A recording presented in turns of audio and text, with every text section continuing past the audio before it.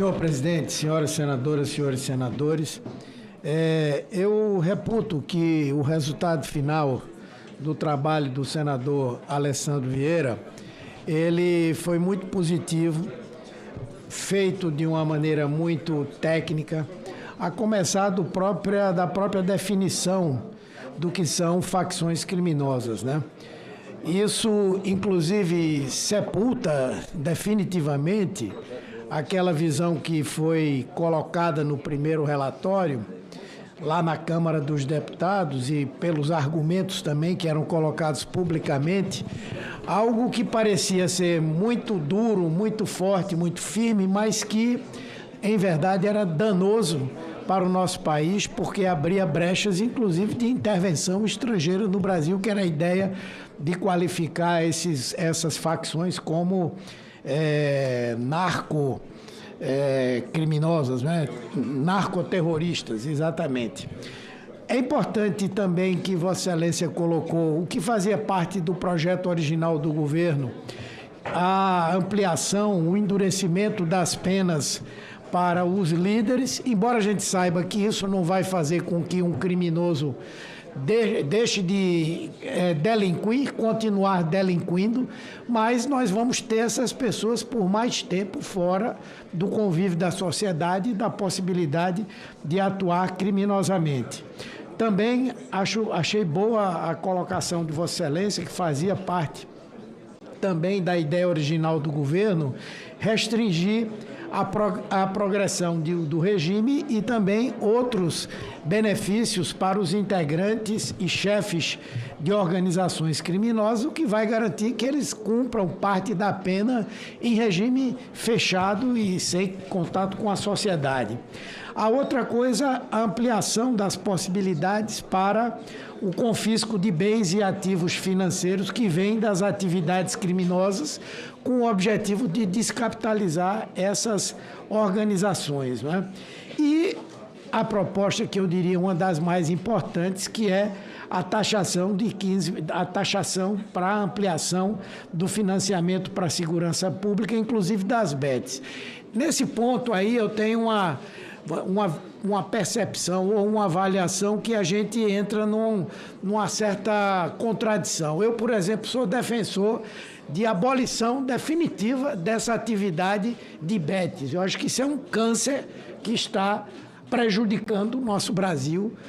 Por onde Olha o nosso consenso aí, que beleza. Por onde se faz lavagem de dinheiro, por onde essas organizações criminosas atuam. Lógico que se elas estão vigendo, se existem, tudo bem, aplicar a taxa de 15%.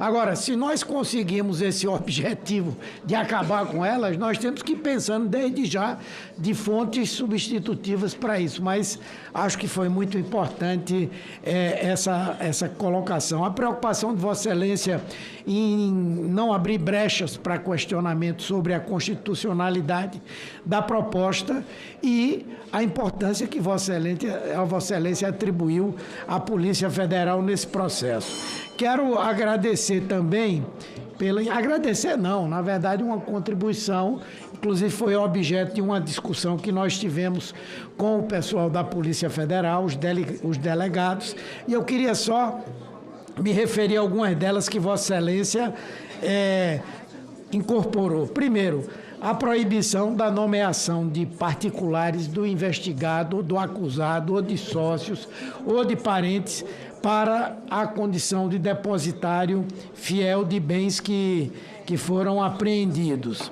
Uma outra questão que eu acho importante, Vossa Excelência permitiu ao delegado de polícia e ao promotor do caso, que eles possam interpor um recurso em caso de indeferimento total ou parcial de uma representação às câmaras de coordenação e revisão do Ministério Público.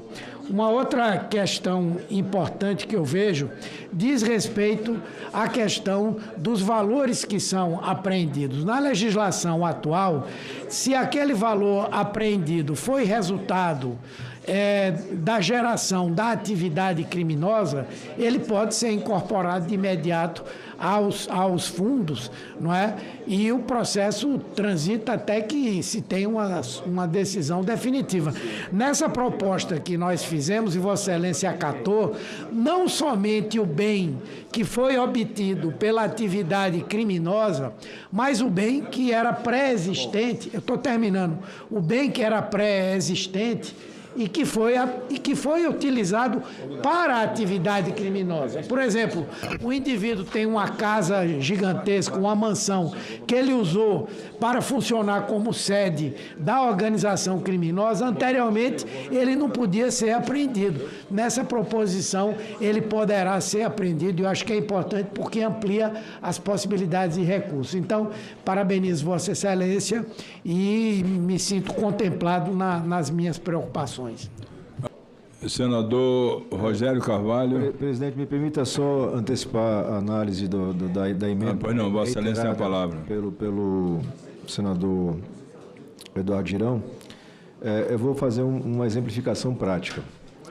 Estivesse vigente essa redação proposta pelo senador Girão, o ex-presidente Bolsonaro não poderia votar.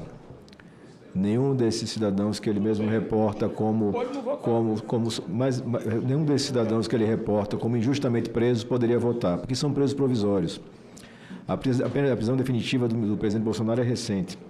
O preso definitivo no Brasil não pode votar.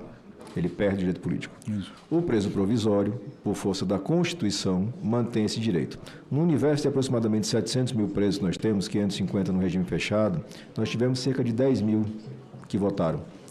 Porque todas as vezes em que essa participação do preso, do custodiado, no sistema de votação for de difícil execução, é lícito não oferecer para eles esse direito. Então, a única objeção que eu faço é da natureza da matriz constitucional. E ainda acrescento, porque fiz isso no relatório anterior e reitero agora, que é plenamente possível se fazer essa inclusão dessa restrição do direito na PEC que está sendo discutida sobre segurança pública. Até porque tem voto suficiente para isso. O senhor citou 300 e tantos votos tiveram? 340 votos, você muda a Constituição. Mas se você faz isso nesse texto de lei, você vai apenas permitir a judicialização.